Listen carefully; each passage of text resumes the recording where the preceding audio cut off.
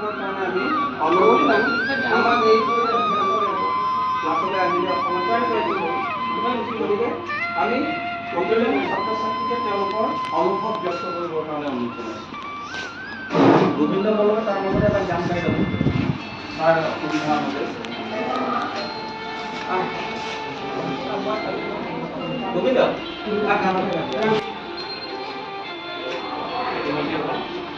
আজি অনুষ্ঠানটো আচলতে আনুষ্ঠানিক সমিতি হিচাপে পাতিছে আৰু মই নিজৰ কলেজখন নেৰোঁ আৰু চাওঁ এই মানুহ জন্ম হয় জীৱনত দৰে মৃত্যু হয় জীৱনত ধন টকা পইচা এইবিলাক আমাৰ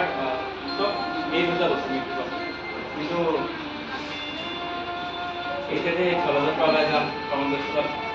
ব্যস্ত হৈ যাম সেই সময়ত যেতিয়া খুব আমনি লাগিব তেতিয়া আটাইতকৈ বেছিকৈ মনত পৰিব কলেজখনত লগত থকা সময়বিলাক আপোনালোকৰ নামবিলাক আপোনালোকৰ মুখকেইখন আপোনাৰ ভাইটিসকলৰ মুখবিলাক তেওঁলোকৰ লগত থকা সময় মনত পৰিব বিশেষকৈ কৰ্মব্যস্ততা দ্বিতীয় যিটো হ'ল ইয়াৰ পৰা ওলাই যোৱাৰ পিছত আমাৰ আটাইতকৈ মনত পৰিব বৃদ্ধ বয়সত যে মই কৰ্মৰ পিছত মনত পৰিব এই তোমাৰ একেবাৰে শেষত মৃত্যুৰ সময়ত যদি একেবাৰে নিজৰ স্মৃতিটো ক'বলৈ হয় তেতিয়া মনত পৰিব লগৰ বন্ধু স্কুলখন কলেজখন চব মনত পৰিব গতিকে নিজৰ বুলি ক'বলৈ আমি সকলো গৈছোঁ থাৰ্ড চেম আৰু ফিফ্থ চেম গৈছোঁ আমি সেইখিনি সময় আৰু বৰ ভৰণি হিচাপে থাকি যাব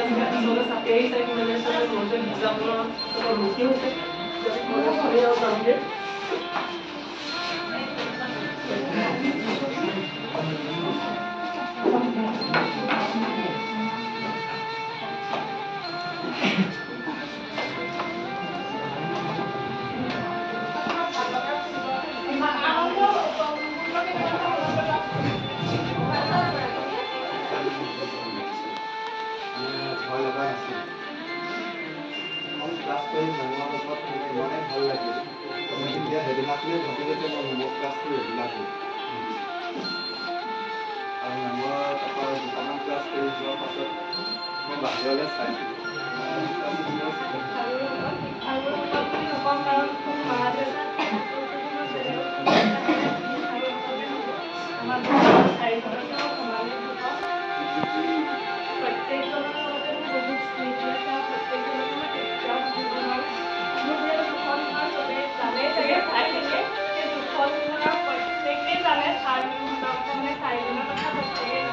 আৰু ৰাস্তাত যাওঁতে মই দিনটোৰ কথা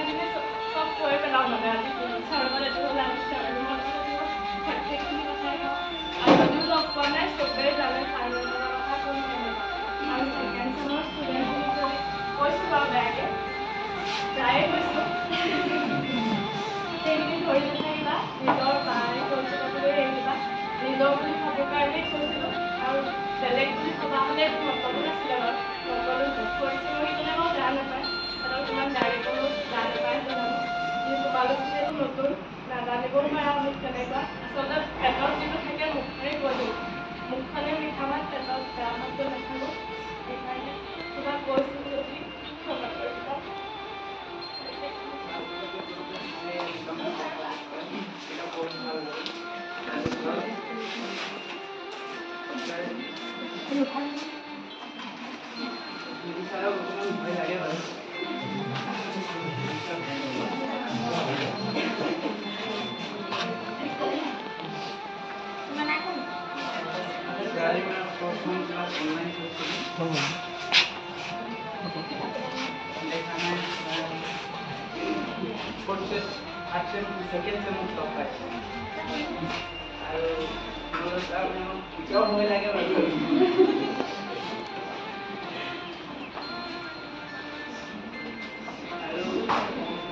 सबतके ভাল লগা আমি অৰুণাচল গৈছিলোঁ তেতিয়া ৰুমত নাচিছিলোঁ তেতিয়াও বহুত ভাল লাগিলে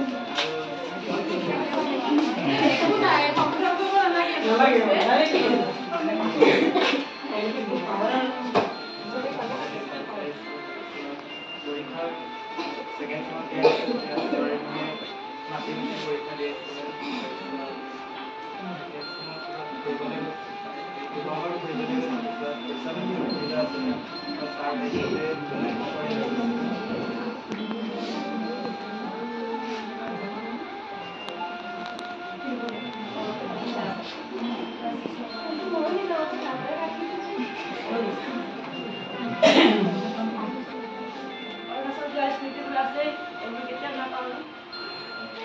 মাজুলী যোৱা প্লানো নাপাওঁ বহুত পাপে পাপ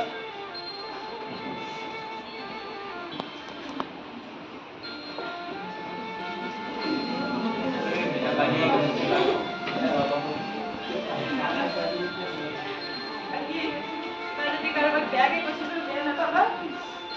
লগৰ চবতকে ইমান দিন লগতে থাকিলোঁ কৈছিলোঁ যে বেয়া নকৰিম